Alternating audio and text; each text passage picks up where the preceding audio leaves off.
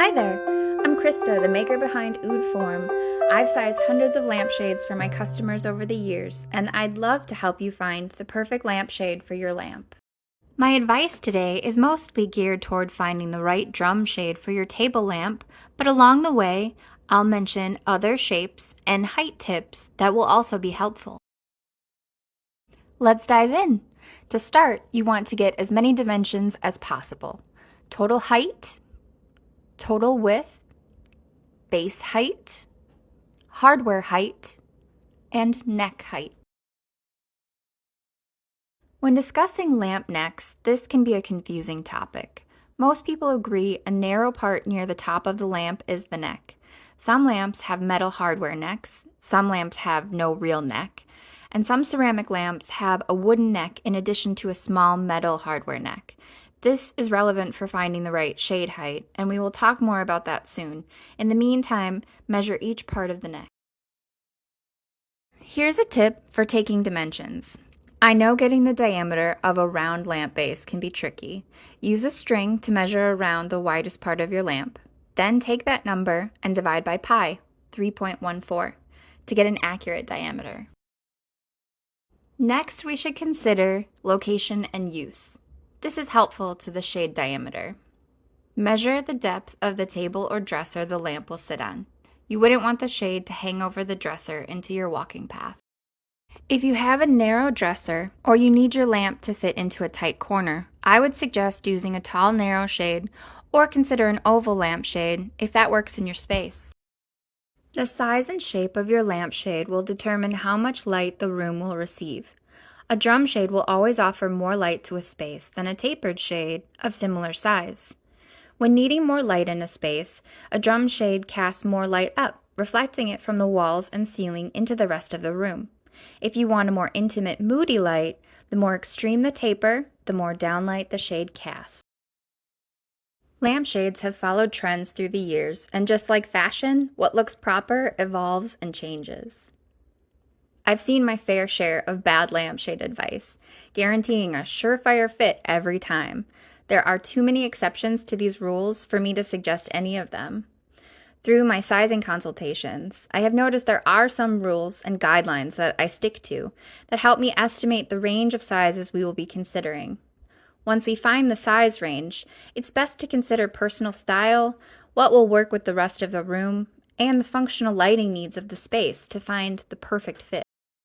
Here are a few guidelines I've found to be consistently true. The shade diameter will be larger than the lamp's widest diameter. For small lamps, this can be as little as 2 inches, but the larger the lamp, the wider the shade it can handle. When switching from a tapered shade to a drum shade, most often you split the difference. For example, if your original tapered shade has a top diameter of 12 inches and a bottom diameter of 16 inches, a 14-inch diameter drum shade will look proportional. This can also work backwards, but can be a little more nuanced based on the lamp base and shade volume. While the correct diameter of a lampshade can be open to interpretation, the correct shade height is often more cut and dry. It's pretty clear when a lampshade is too short. Let's find the correct shade height for your lamp with your current harp. Measure from the base of the finial to where you would like the shade to end.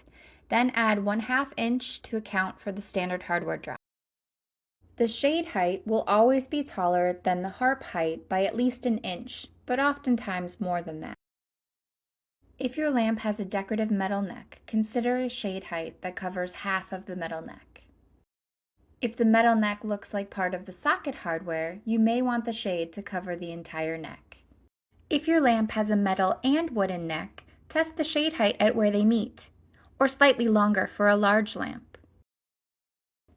Your light bulb should be centered horizontally and vertically in the lampshade. If you use my shade height guide and find that the light bulb is closer to the top of the shade, the original shade probably had drop hardware. If this bothers you, you could use a shade with custom drop hardware, or an easy solution may be to purchase a taller harp. In both of these cases, the total height of the lamp will increase. Time for a recap. 1. Take all your lamp measurements. 2. Consider location and use. 3. Confirm your shade height. And 4. Make a cardboard mock-up, or use other shades you have in the house to test your size and make changes if necessary. Yes, you heard right. I'm giving you more homework. This is the best way to make sure that you will like the final product. We all have those boxes from our online orders, and this is a great use for them.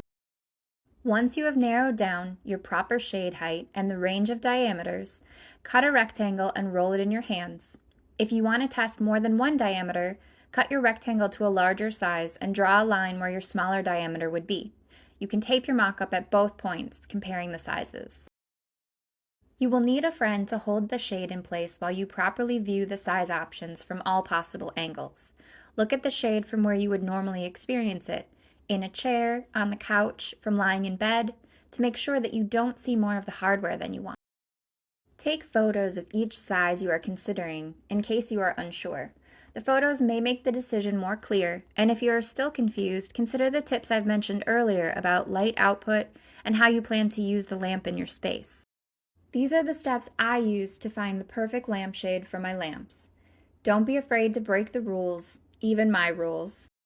That's the tricky thing about design. Sometimes what shouldn't work does, and sometimes you're just too close to the project to know if it's right, and you need an outside opinion. It happens to me too. If you need more help, there's a link in the description to the checklist of things I need to help you size your lampshade. The good news is, if you've followed this video, you've already collected everything we need. Why are you still watching? If this video was helpful to you, like and subscribe so that others can find it too. And in the meantime, go take those dimensions.